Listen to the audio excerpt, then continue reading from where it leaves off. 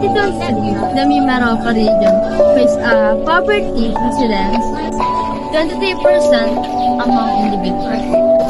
Occidental Mindoro at 20.6%.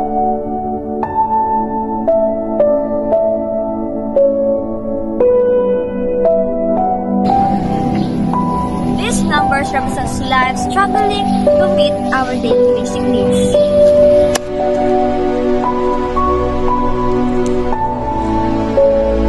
Poverty isn't just about what's missing, it's about lost opportunities.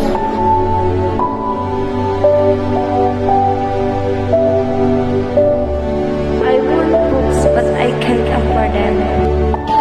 This means children dropping out of school, means feeding before they even eat.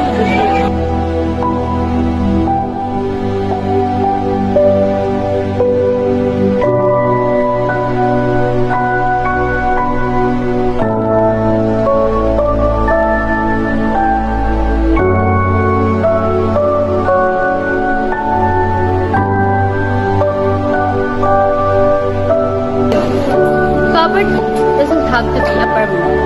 Together, we can make change. With education, support, and kindness, we can break the cycle. One small act of kindness can change a life.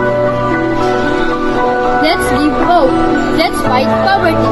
Because a little help can create a big